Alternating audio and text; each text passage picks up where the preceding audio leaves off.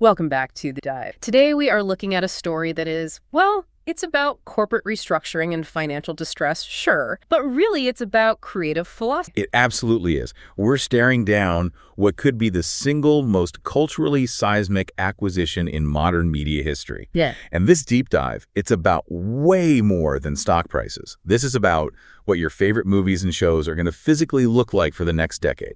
Okay, so let's unpack that. The mission today is all about the potential $80 billion acquisition of Warner Bros. Discovery, WETBD, by Net. And the sources we're looking at, they argue this deal carries a huge, an aesthetic danger, a danger that could fundamentally change the visual language. And that visual threat is exactly where we have to start. You need to set this up with a really visceral comparison. Yeah. I want you to picture a frame from an HBO show, something like The Last of Us. Okay. And really focus on, say, Pedro Pascal's face. Yeah. You can see the grime, the sweat, the texture of his skin. And crucially, half his face is often in shadow, you know? The light feels real. It feels motivated by the environment. It feels cinematic, grounded. Exactly. Cinematic. Now, put that image next to a frame from a big Netflix original.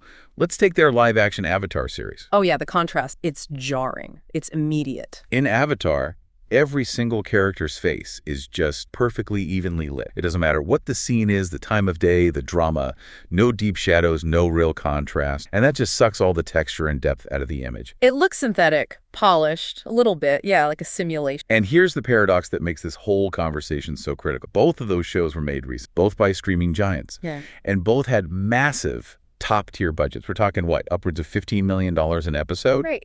And yet one looks like cinema. And the other, as one of our sources puts it quite bluntly, looks like an overlit Disney Channel original movie. And that distinction, that's the core of the fear, isn't it? The argument is that if Netflix, the company behind the Avatar look, buys Warner Bros., the company behind HBO and The Last, then that distinct, flat, terrible lighting fakeness, what everyone is now calling the Netflix look, it gets imposed on everything, their entire iconic catalog. It's a huge claim. The idea that this one deal could kill cinema as we know it. it's being framed as an existential threat. And to really get how imminent it is, we have to look at two things. First, the technical policies that look at Netflix. And second, the sheer corporate catastrophe that put Warner Bros. On the auction block in the first. You don't sell a studio that made some of the greatest films of the century unless it's in a complete financial freefall. Exactly. So that's the plan. We'll outline the corporate disaster that put WBD up for sale. We'll dive into the insane high-stakes bidding war, and then we will do a deep, detailed dissection of the aesthetic and creative damage this could inflict on everything, from the DCU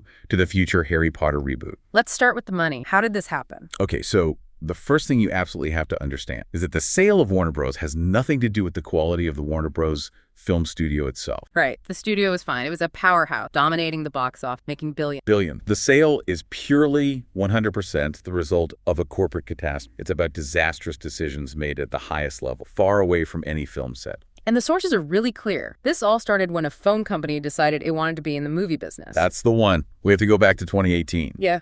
AT&T, yes, the phone company, buys the entire Warner company for a staggering $85 billion.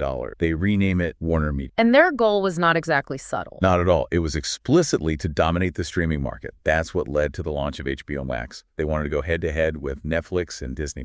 But the whole strategy, the entire idea of a telecom giant running a creative studio, it was a complete disaster. A hugely expensive disaster. It was a lesson that, a company whose expertise is laying fiber optic cable doesn't necessarily know how to run a creative tower house. They just proved they were terrible custodians of a media company. They lost billions. And just fundamentally confirmed that media companies should probably be run by people who, understand media. It seems obvious when you say it out loud. So you could argue the logic, on paper, made sense, right? Own the content and the pipes that deliver it. Why did AT&T fail so hard when Disney, for example, managed to pivot to streaming pretty successfully? It's about focus and culture. The analysts we looked at really hammered this point home. Disney's content company, first and foremost. AT&T is an infrastructure company. So when AT&T took over, the media professionals, the people who actually understood filmmaking and marketing, they got sidelined. The new bosses were executives who understood balance sheets and supply chains. They made decisions based on data models, not creative intuition. And that failure led directly to the next attempt to stop the bleed, the Discovery. Right. AT&T essentially offloaded Warner Media, merging it with Discovery, the company that owns TLC, Animal Planet, Food Network, and the new combined entity becomes Warner Bros. Discovery, or W. And David Zaslav from Discovery takes over as CEO. And this is where the financial crisis goes bad. Terminal. The moment WBD was formed, that new company was immediately carrying $55 billion in debt. 55 billion. 55 billion. It's just an outrageous, crushing amount of money. Imagine trying to run a creative company that needs constant, expensive innovation while you're also trying to service debt payments on $55 billion. Especially as interest rates were starting to climb. Exactly. And that number, that 55 billion, it sent Zaslav into what the sources call absolute panic. His reaction was immediate, it was drastic, and he started making these sweeping, really controversial cuts. The deranged decision. That's the phrase, yeah. And the most infamous example, of course, is Bader Batgirl, a $90 million DC movie, completely finished, ready to go. And they just deleted it. Yep. Or a tax write-off. Gone.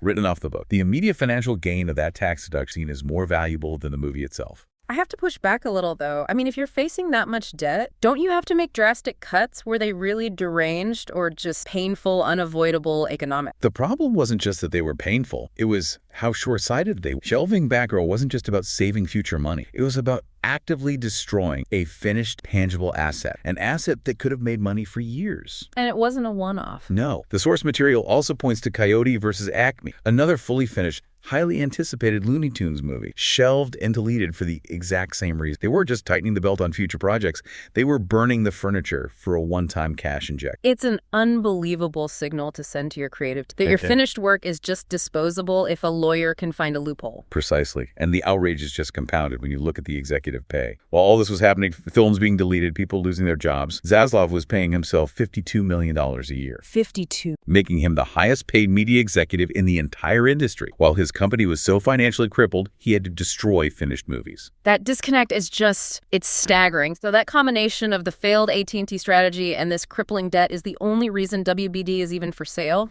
It's a failure of corporate strategy, not creative output. And that massive debt made the sale of this entire iconic Hollywood institution an absolute inevitability. The question was no longer if they'd be sold, but who would be crazy enough to take on that burden. Okay, so WBD basically has a giant for sale sign hanging over it.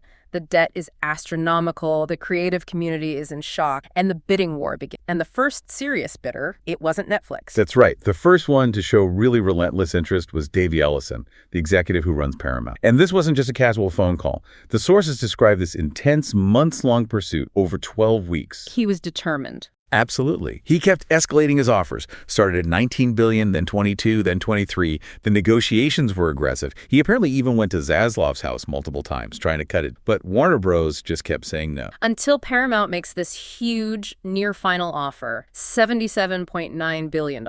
Right. And crucially, Ellison framed it as a partnership. He offered Zaslav the chance to be co-CEO of the new combined company, a direct appeal to his ego, to his need for control. A huge strategic olive branch. And then he followed it up with that text message, the one the sources called a marriage proposal. Yeah, saying it would be an honor of a lifetime to be your partner. It was intensely personal. But Zaslav's response... He never responded. He left him on read. Essentially, yeah. Because that very same night, Netflix swooped in. Their initial bid was a little lower, around $72 billion. But, and this is the key part, when you factor in that Netflix was willing to assume the entire $55 billion debt burden. The total value of their deal shot up to over $82 billion. Exactly. And the response from WBD was immediate. Despite Paramount's higher cash offer, despite the co-CEO carrot, they immediately entered exclusive negotiations with Netflix, completely shut Paramount out. A pretty harsh rejection after 12 weeks of that kind of effort. But the drama wasn't over. A few days after that announcement, Paramount came back with a hostile takeover bid. Right. This was the $18 billion cash inject, the one funded by that big billionaire group, including some politically sensitive foreign money. Yeah, Saudi Arabia, Qatar, the UAE, and Jared Kushner were all involved. And on paper, their offer was technically $30 million above the Netflix. So why would WBD turn that down? It seems like a no-brainer. More money is more money. The simple answer is that Paramount's offer was just too messy. The source analysis points out that the foreign financing would instantly trigger a long, difficult U.S. national security review. Which could drag on for years.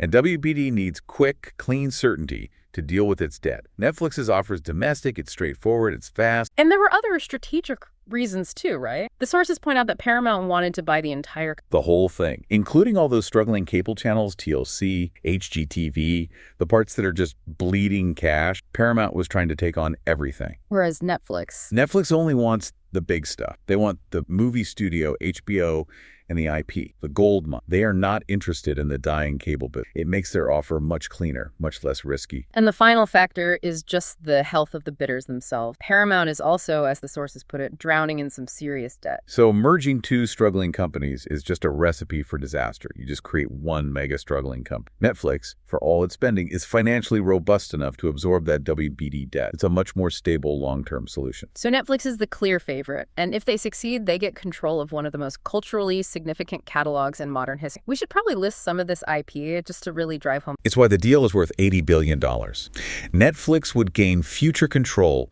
over franchises that define global culture. I mean, just imagine this list. Go for it. Every Harry Potter film, including that massive reboot that's planned, the entire Dark Knight trilogy, The Matrix, Mad Max, the visually stunning masterpiece that is Dune. Almost every Christopher Nolan film. Films that are, by their very nature, designed for the big... And then on the TV side, it's even more dramatic. They'd own the future of Game of Thrones, The Last of Us, the prestige of Succession and The Sopranos, the sheer commercial value of Friends. In Lord of the Rings. And Lord of the Rings. There really is. The crown jewels of modern IP. They wouldn't just be buying a company, they'd be buying control over modern global mythology. Including every DC character. The entire future of the DC cinematic universe. Which is why the stakes are so high. This isn't just about ownership changing hands. It's about the entire philosophy that governs the creative output. If Netflix takes over, they control production standards, budgets, sequels, and most importantly, the aesthetic and the release model. And that leads us directly into the fundamental conflict at the heart of all this, the shift away from cinema as an event. Yeah, this philosophical clash is maybe the most terrifying part for filmmakers and for theater owners. And it really starts right at the top with Netflix CEO Ted Sarandos. His statements on this are pretty dismissive. He's very open about it. He views the traditional cinema experience as an outdated concept. His core belief is that the hassle driving to a theater, paying for tickets, sitting with strangers, it just doesn't align with how people want to consume. So, in his view, the convenience of the home screen it always wins. It should always win. But the sources argue that this mentality just reduces a cultural spectacle to mere consumption. It treats film like a utility, not an art form. And the example he used to defend this view was the success of Barbie and Oppenheimer. Exactly. Two seismic films, $1 billion each in 2023. And Sarandos claimed pretty casually that they would have had just as much viewership if they had just dropped straight onto Netflix. Which is, I have to push back on that. That completely ignores the Barbenheimer phenomenon, the whole social element. It totally ignores it. The simultaneous release became this massive global social media event. People were dressing up, planning double features. It was a communal activity. That trend drove huge ticket sales. It got people who might only see one movie a year to go see both, a 3-hour historical epic and a Bright on the same day. You cannot replicate that by just clicking play at home. It's impossible. That communal spectacle is what drives a billion-dollar box. And Sarandos' dismissal of the theater goes even further. He said something that many in the industry saw as a direct insult to the art of cinematography. He said there's no reason to believe that the movie itself is better in any size of screen for all people. Which is just a profoundly anti-film. It basically says that all the deliberate artistic choices a director, the aspect ratio, the sound mixing, the scale of the shots, they're all arbitrary. It suggests the medium doesn't matter. Only the delivery device. And the anecdote he used to prove it's just mind-boggling. Oh, this one is unbelievable. He proudly said that his 28-year-old son, an editor, watched Lawrence of Arabia. A film literally shot in Super Panavision 70, designed for the biggest screen possible. He watched it on his iPhone, and Sarandos told that story with pride. That encapsulates the entire terrifying perspective, does he? Sees no loss of value when a work of massive cinematic vision is shrunk down to a tiny, cracked, handheld screen. And that mindset is what terrifies directors, because it suggests the platform believes the scale of their vision is irrelevant. And we're seeing real world react to this. The sources confirm that Christopher Nolan, whose films are right in the middle of this WBD catalog, has already scheduled an emergency meeting with Netflix. Yes, specifically to try and talk sense into them about the importance of the big screen experience. Nolan and others know that if your film is about scale, the IMAX shots in Oppenheimer, the huge sets in Dune, the artistic intention is destroyed if the default viewing experience is a small screen. It's not just a different experience, it's a fundamentally diminished one. Absolutely. But the most immediate concrete threat to the industry is the theatrical window. Sarando says Netflix isn't against theaters per se. They released about 30 films this year. But their big objection is to the long exclusive window. The traditional 45 to 90 days before a film can go to streaming, he calls those windows not. And the translation from the source is pretty chilling. The interpretation is that Netflix wants to apply their model to all of Warner Bros.' biggest, meaning a release for maybe 1 or 2 theaters. 1 or 2 weeks max. And those long windows are the absolute lifeblood of theater. They allow them to make money over months, good reviews, and word of mouth. And we've seen this before. The big chains like AMC and Regal refused to show Netflix movies for years because they only broke that standoff for Glass Onion in 2022. And that movie,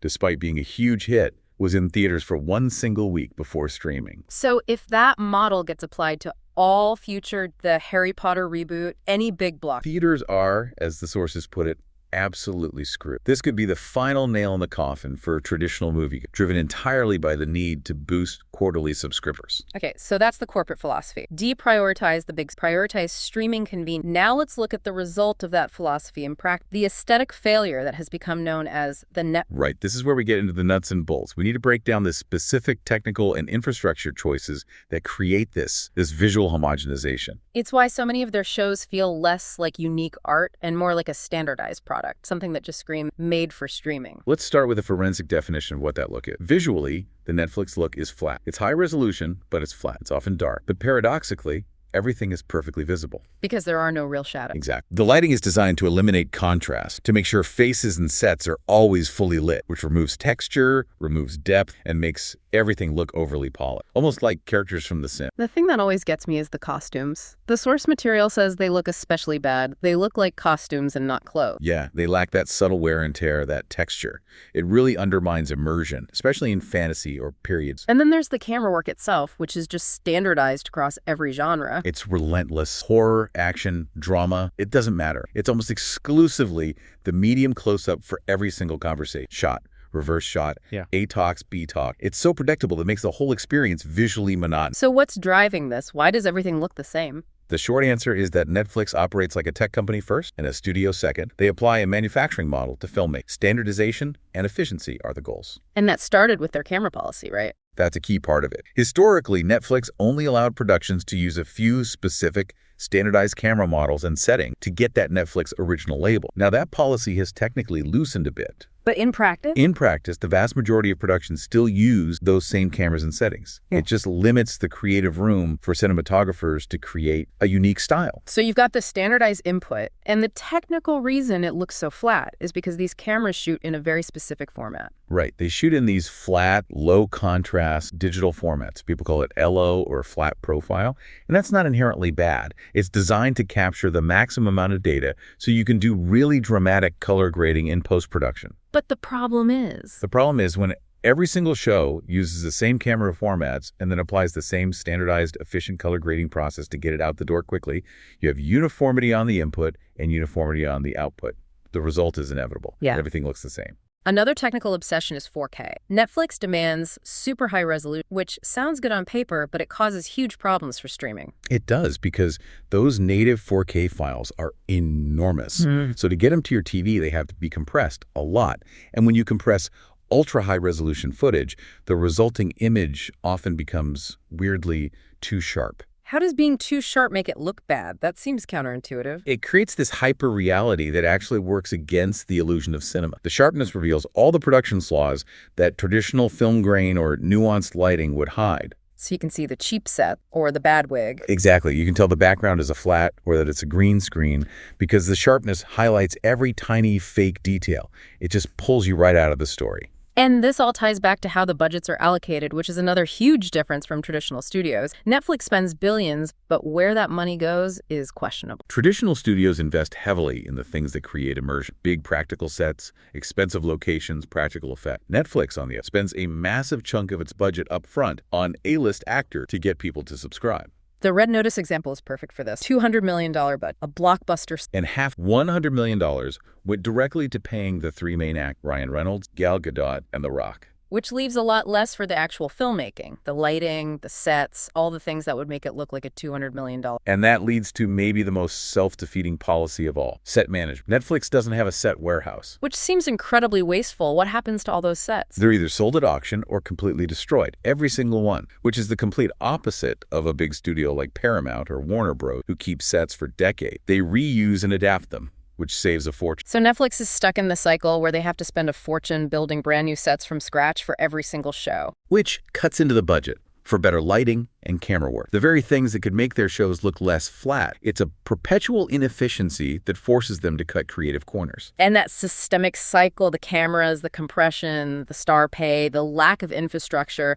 that is why the Netflix look is so pervasive. And that is the system that the entire Warner Bros. Library is now facing. So let's apply this. Let's take these technical and budgetary issues and see how they play out on specific properties to show what Warner Bros. Really stands to lose. Okay, let's start with a classic, 1980s supernatural genre. We can compare Stranger Things, the Netflix flagship, with the Warner Bros. Film in it. Now, Stranger Things is obviously beloved, but the sources are clear that it has that distinct Netflix look, especially in the later seasons. Too clean, too bright, and the clothing, like we said, often looks like a costume. It undermines that gritty 80s authenticity, whereas it looks so much richer. Both are about kids in the 80s fighting a monster, but the cinematography in theirs, it uses moody, motivated lighting, it plunges characters into shadow, the whole design feels lived in. It actually looks a lot like Stranger Things Season 1 before it got, Netflixified. And the fear is what happens to future projects, like the prequel to it, Welcome to Derry. Even the pre-release photos show this depth style. But if that show is suddenly forced to adopt the camera standards and budget priorities of Stranger Things Season 5, it would just lose all that atmosphere instantly. Okay, let's move to high fantasy. This is a big one, with Harry Potter and Lord of the Rings on the line. Let's compare Netflix's The Witcher to HBO's House of the Dragon. The Witcher has great core elements, great actors, great costumes, great location. But visually, it often suffers. The lighting is dim and flat, the camera work is uncreative, and the whole thing often feels rushed. The sources said it looks like a video game cutscene. Which is a perfect description. Whereas House of the Dragon, it's just in a different league visually. You can see where the money went. Sweeping shots, dynamic camera movement, sophisticated lighting. It feels magical and immersive. It feels like a feature film. And that really shows the difference in philosophy. HBO allows for complexity and visual risk to achieve quality, while Netflix prioritizes sheer volume of output. And the worry is that the new Harry Potter reboot, which needs the highest level of visual artistry, will be subjected to Netflix's demands to cut corners and diminish that magical scope. And the third comparison is about creative freedom. The Sandman on Netflix versus Euphoria on HBO. The Sandman is based on one of the most visually groundbreaking comics ever made. But when the show came out, fans and critics complained that it was just visually underwhelming. The colors were dull, the aspect ratio was weird, it just blended in with all the other dark, flat Netflix shows. The visual daring. Contrast that with... Which is just visually aggressive and unique. Crazy colors, dramatic lighting, entire scenes that feel like music video. That visual extraness is part of the storytelling. And the sources are emphatic about this. Netflix would never approve many of the visual choices in Euphoria. Never. Because those creative risks don't fit the standardized model that's designed for maximum viewer retention. That's why HBO shows feel like art, and Netflix shows often feel like premium background. And the ultimate stake here is the entire DC. It demands scale, shatters, and cinematic. And if that IP is handed to a system optimized for flat, quick streaming consumption, the whole future of those characters is at risk. So let's bring this all together and look at the future. The big question is, if Netflix buys them, will Warner Bros. Content really be integrated into the Netflix system? Or will they just leave the creative departments alone? The sources argue pretty confidently that integration isn't it. This isn't about individual filmmakers. It's a corporate mandate. You do not spend $80 billion on a failing company and let it keep operating on the system that made it fail. You integrate it into the system that works, or at least the system that works. Exactly. Netflix's system of volume, standardization, and algorithmic and that system is driven by technology. We know Netflix uses AI VFX tools to have rendering time. We know they use algorithms that tell them exactly when to cut a shot based on when viewers get bored. This is the critical point. It's money-saving, but it's creativity-killing. The entire production chain is designed for optimization, not for the director's vision, but for the viewer experience that keeps subscriptions active. And when you apply that pressure to something like a new Dune or The Last of Us, the human element, the spontaneous, unquantifiable choice, is compromised. Now, faced with all this alarm from the industry, Ted Sarandos has recently done a complete reversal on his stance about theatrical windows. A sudden and significant reversal, yeah. He walked back all those claims about shortening the windows. His new promise is that Netflix is deeply committed to releasing those movies exactly the same way they would release those movies today. And he added, "We didn't buy this company to destroy the value." But is that promise credible? It's a total 180. The sources argue we should be extremely skeptical, mostly because of historical precedent. We just need to look at what happened when Disney bought Fox. Disney made all the same promises. Fox will operate autonomously, will keep making their indie films. And the reality, Fox went from releasing about 15 movies a year to just 5. Most of their films went straight to Hulu. Fox Searchlight was rebranded and essentially ceased to exist as the creative hub it once was. And the human cost. Sources claim over 4,000 people lost their job. And the prediction here is that the same devastating job loss, the same quality reduction, will happen again. Regardless of what soothing promises Sarandos makes now, the system dictates the outcome. It all boils down to that core philosophical conflict. The reason the Netflix look even exists. Warner Bros. And HBO prioritized quality over quantity. Their content was made for theater, prestige TV. And Netflix makes content solely for stream. It is ruthlessly designed to keep you on the platform. They don't care if a movie is good enough to make you leave your house and buy a ticket. They only care if it's good enough to keep you subscribed for another month. That's the fundamental difference in the business model. And that's what will dictate the future of DC, Harry Potter, and everything. And the conclusion from almost all the analysis is pretty grim. The version of Warner Bros. We all grew up with. The one that treated movies like big screen. Yeah. So, regardless of who buys it, the pressures of debt and stream permanent. So, to recap, the two major takeaways for the listener. First, the sale was a financial necessity born from a corporate blunder. It wasn't a creative. And second, the terrifying prospect is the standardization of that Netflix look across all future Warner Bros. IP, combined with the almost certain destruction of the traditional theatrical window cinemas alive. Which brings us back to that human element and what the sources suggest we can do about it. Right. If the future of theatrical release is these short one-week windows, the recommendation is simple. Go to the movies now. Seek out cheap tickets, cinema passes, whatever you can. Support the big screen experience while it's still widely available. Because if we wait until the traditional model is gone, we'll have lost a vital part of our culture. And that leads us to our final provocative thought. We've talked a lot about aesthetics and business model, but if Netflix's AI and algorithms dictate where every dollar and every camera cut goes, optimizing solely for subscription retention, what happens to the director's unquantifiable, unexpected vision? What happens to the spontaneous, artistically challenging choice that an algorithm would instantly flag as inefficient? When optimization is the only goal, does the art of cinema just disappear, leaving us with nothing but efficient, addictive content?